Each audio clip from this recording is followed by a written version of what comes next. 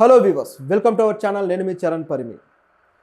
సమాజంలో రోజు రోజుకి అకృత్యాలు ఎంత పెరిగిపోతున్నాయంటే అది ఇంతకు ముందైతే గతంలో చాలా పెద్ద విషయాలకి మాత్రమే మర్డర్లు జరిగేవి. కానీ ఈ రోజుల్లో ఏమైపోయిందంటే చాలా చిన్న చిన్న విషయాలకు కూడా మర్డర్లు జరుగుతున్నాయి. అది ఎంత ఘోరంగా అవుతున్నాయంటే ఇక ముఖ్యంగా అభాగ్యులైన మహిళల్ని వాళ్ళు బేస్ చేసుకొని వీళ్ళు దాడులు చేయడం చాలా అన్యాయంగా జరిగిపోతుందన్నమాట. మనం ఆల్రెడీ గత కొద్ది రోజుల నుంచి ఇలాంటి విషయాల మీద మాట్లాడుతూ వస్తున్నాము. సో మరొక విషయం కూడా, కర్ణాటకలో ఒక సంఘటన, జిల్లాలో జరిగిన ఒక సంఘటనలో కూతురుని దుండగుల నుంచి రక్షించుకునే క్రమంలో తల్లి బలైపోయిందనమాట. సో వాళ్ళు కూతురుని ఏం చేయబోయారు, తల్లి ఏ విధంగా బలైంది, సో ఆవిడ ఎందుకు ఇట్లా ఇన్వాల్వ్ అయ్యింది, అసలు ఏం జరిగింది అనేది మొత్తం చూస్తే చాలా ఇంట్రెస్టింగ్ ఫ్యాక్టర్ అనమాట ఇది. సో ఆ క్రిమినల్స్ మరి వాళ్ళ మైండ్ సెట్ ఏంటి అనేది కూడా అర్థం కాని పరిస్థితిలో ఉంది ఈ సంఘటన గమనించి చూస్తే. కర్ణాటకలోని కోలార్ జిల్లాలో ములిబాగి తాలూకాలోని ఒక ముదేనూర్ అనే టౌన్లో ఒక సంఘటన జరిగిందనమాట. ఆ టౌన్లో నివాసం ఉంటున్న ఒక కుటుంబంలో ఆ రోజు రాత్రి కొంతమంది దుండగులు, దాదాపు 8 మంది ఆయుధాలతోటి నేరుగా ఒక ఇంట్లోకి వచ్చేసారు. ఇంట్లోకి రాగానే ఆ ఇంట్లో ఇంటి ఆయన లేడు. సో ఉన్నది ఎవరంటే ఆయన భార్య, ఆ దివ్యశ్రీ. సో ఆవిడ 40 సంవత్సరాల ఆవిడ ఒక గవర్నమెంట్ స్కూల్లో టీచర్గా చేస్తుంది. ఆ చుట్టుపక్కల ఆవిడకి చాలా మంచి పేరుంది. సో ఆవిడకి చాలా మంచి పేరుంది. ఆవిడ కూతురు కూడా డిగ్రీ చదువుతుంది అనమాట. రెవా అనే యూనివర్సిటీలో ఆ కూతురు నిషా డిగ్రీ చదువుతూ ఉంది. సో ఆమె కూడా ఆ టైంలో ఇంట్లోనే ఉంది. కాకపోతే భర్త అయితే ఆ టైంలో ఇంట్లో లేకపోవడం వల్ల ఇద్దరు మహిళలే ఉన్నారు కాబట్టి మరి దాన్ని అవకాశంగా చూసుకున్నారో మరి ఏంటో కానీ ఆ దుండగులు నేరుగా ఇంట్లోకి వచ్చేసారనమాట. అయితే ఆమె కూతురు పైన ఉంది. నిజానికి వాళ్ళు వచ్చింది ఆ కూతురు కోసం వచ్చి ఇల్లంతా గాలిస్తూ ఉన్నారు. సో మీకు ఏం కావాలి ఏంటి అని అడుగుతుంటే వాళ్ళు సమాధానం చెప్పట్లేదు. సో వాళ్ళకి అర్థమైపోయింది ఆ కూతురుని వెతుకుతున్నారు అని చెప్పేసి. కూతురు నిషా పైన రూమ్లో కూర్చొని చదువుకుంటూ ఉందన్నమాట. సో ఎప్పుడైతే కూతురు కోసం అని అర్థమైందో ఇక ఆ కూతుర్ని కాపాడుకోవాలని ఆవిడ ఆలోచించి చాలా కంగారుగా, నిజానికి ఆవిడ వాళ్ళ ఆయుధాలు చూసి కూడా పెద్దగా భయపడలేదు. వాళ్ళని నిలదీస్తూ అడిగింది. అయినా సరే వాళ్ళకి సమాధానాలు చెప్పలేదు. ఆవిడ ఎక్కడ అని చెప్పి అరుచుకుంటూ వాళ్ళ రూమ్లన్నీ తిరుగుతూ ఉన్నారనమాట. ఇక ఆవిడ ఇమీడియట్గా పైకి వెళ్ళిపోయింది అనమాట. సో ఎప్పుడైతే ఆవిడ పైకి వెళ్తూ ఉందో వీళ్ళకి అది అర్థమైంది కాబట్టి కూతురు పైనే ఉందని చెప్పేసి వీళ్ళు కూడా పైకి రావడం మొదలుపెట్టారు. సో అలా స్పీడ్గా పైకి వస్తున్నారు. సో ఈవిడ కూడా పైకి వచ్చి ఎలాగైనా కూతుర్ని కాపాడుకోవాలి. ఇక పై ఫ్లాట్ అంటే మళ్ళీ పైనుంచి కిందకే రావాలి పారిపోవాలంటే. ఏ విధంగా పారిపోవాలి, సో ఏం అర్థం కాలేదన్నమాట. సో ఇమీడియట్గా వచ్చేసి ఆవిడ బయట నుంచి ఆవిడ రూమ్ని లాక్ చేయడము, అలాగే లోపల నుంచి కూతురిని కూడా అలర్ట్ చేయడంతో ఆ కూతురు కూడా ఇమీడియట్గా రూమ్ని అయితే లాక్ చేసేసింది. సో అట్లా లాక్ చేయడంతో ఇక ఈవిడ కొద్దిగా కూతురు సేఫ్ అయింది అని చెప్పేసి అనుకుంది. కానీ వీళ్ళు ఈ లోపే ఎంట్రీ ఇచ్చారు. కానీ బయట నుంచి అయితే గడి తీయగలిగారు కానీ లోపలికి వెళ్ళలేకపోయారు. ఎందుకంటే లోపల నుంచి లాక్ ఉండేసరికి వాళ్ళు ఎంతసేపు తలుపు కొట్టినా ఆ కూతురు తెరవలేదు. సో లోపలికి అయితే వెళ్ళడం సాధ్యం కాలేదు. సో ఇక కూతురు సేఫ్ అయింది అనుకునే టైంలోనే ఇక వీళ్ళు ఏం చేశారంటే ఒక కొత్త ఎత్తుగడకు వచ్చారు. ఏంటంటే ఆ ఇంట్లో నట్టింట్లో కూర్చొని ఈ ఇల్లు మాదే, సో ఈ ఇల్లు మాకు ఇచ్చేసి మీరు బయటికి పోండి అన్నారు. ఒక్కసారిగా తల్లి కూతురు దిమ్మ తిరిగిపోయింది. మీరేంటి మా ఇంటి మీదకి వచ్చి మా ఇల్లు మీద అంటారు, మీకు ఏమైనా మతిపోయిందా అని చెప్పేసి ఆవిడ వాదన వేసుకున్నారు. ఆవిడ స్కూల్ టీచరు. సో ఆవిడకి మంచి పేరుంది. సో ఆవిడ చాలా రెస్పాన్సిబుల్గా తన కూతురు చదువులు కావచ్చు, అలాగే తన భర్త ఈ విషయాలన్నింటిలో కూడా చాలా యాక్టివ్గా ఉన్న వ్యక్తి అనమాట. సో ఒక్కసారిగా రియాక్ట్ అయిపోయి గట్టిగా అడిగేసరికి వాళ్ళకు కూడా చిరెత్తుకు వచ్చింది. మీరు మర్యాదగా వెళ్తారా లేదా అని చెప్పేసి ఇద్దరికి వాదులాట పెరిగిపోయింది. ఎవరో సంబంధం లేని కొంతమంది గ్యాంగ్ వచ్చేసి ఆ ఇంట్లో జొరబడి ఈ ఇల్లు మాదే వెళ్ళిపోండి అనడం ఏంటి, సో అన్నారు, బాగానే ఉంది. సో ఎప్పుడైతే ఈవిడ రియాక్ట్ అయిందో ఇక ఆవిడతోటి వాదులాట జరిగి చివరికి ఏం చేశారంటే ఆవిడని కత్తితోటి గొంతు కోసి అక్కడ రక్తపు మడుగులో పడేసి వెళ్ళిపోయారు. ఈ గొడవంతా జరుగుతూ ఉండగానే ఆవిడ కొనవిపురితో ఉంది. సో ఈలోపు కూతురు తండ్రికి ఫోన్ చేసింది.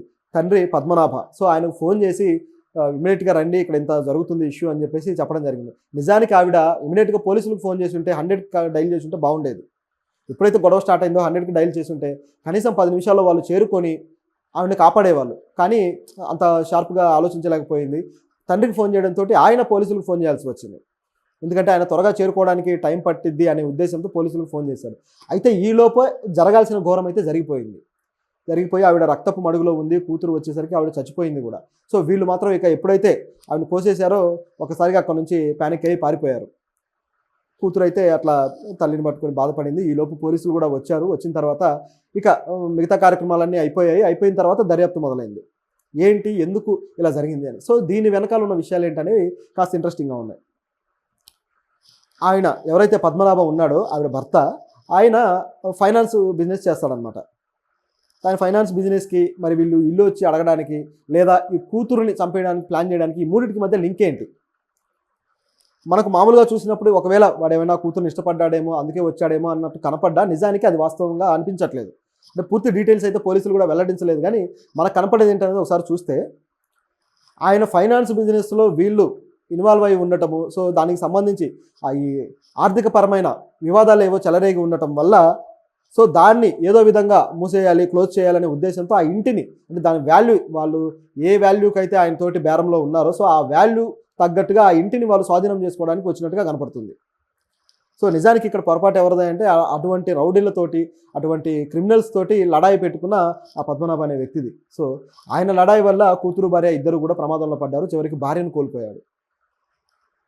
సో ఆ ఇంటిని స్వాధీనం చేసుకుంటే ఇక ఆ వివాదం సమసిపోతుంది, లేకపోతే వాళ్ళకి రావాల్సిన ఏదైతే వాల్యూ ఉందో ఆ డబ్బులు సో అది వచ్చేసినట్టే అని వాళ్ళు భావించి ఆ ఇంటిని స్వాధీనం చేసుకోవాలనుకున్నారు. ఈ ఐడియా బాగానే ఉంది. అది ముందే చేయకుండా డైరెక్ట్గా ఆ కూతురు దగ్గరికి వెళ్ళి ఆమెను ఎందుకు చంపాలనుకున్నారు ఆయుధాలతో వచ్చి అనేది మరో ప్రశ్న. ఆ కూతురు దగ్గరికి వెళ్ళి బహుశా వాళ్ళు ఆమెను కిడ్నాప్ చేసి బెదిరించాలనుకున్నారా అనే డౌట్ కూడా వస్తుంది. లేదా ఒకవేళ ఆ కూతురుని లేపేస్తే ఇక వాళ్ళకున్న గ్రడ్జ్ కావచ్చు, కోపం కావచ్చు పోతుంది, ఇక తర్వాత ఆయనతోటి లడాయి అక్కర్లేదనే డిసిషన్కి వచ్చారా? కొంతమంది కోపంలో ఇట్లాంటి ఇది ఉన్నప్పుడు ఏం చేస్తారంటే డైరెక్ట్గా వెళ్ళి లేపేయడము, అంటే డబ్బుల కన్నా కూడా వాళ్ళ పగని తీర్చుకోవడం ఎక్కువ ప్రయారిటీ అయిపోతుంటుంది కొంతమంది క్రిమినల్స్కి. అటువంటిది ఏమన్నా పగ తీర్చుకున్న ప్రోగ్రామ్ పెట్టుకున్నారా అనే ప్రశ్న అయితే వచ్చింది. మరి పగ తీర్చుకోవడానికి పెట్టుకున్నప్పుడు వాళ్ళు ఎందుకు ఇంటిని డిమాండ్ చేశారు? ఇది మరో ప్రశ్న. బహుశా ఇక ఆ కూతుర్ని చంపే అవకాశం లేదు, ఎందుకంటే ఆవిడ లోపల నుంచి లాక్ చేసుకుంది, ఇక బద్దలు కొట్టి వెళ్ళే పరిస్థితి లేదు అని వాళ్ళు గ్రహించి వాళ్ళు ఈ విధంగా ఆ ఇల్లు మాకు ఇచ్చేయండి అని చెప్పేసి కూర్చున్నట్టుగా కనిపిస్తుంది అన్నమాట మొత్తం సినారియో చూస్తుంటే.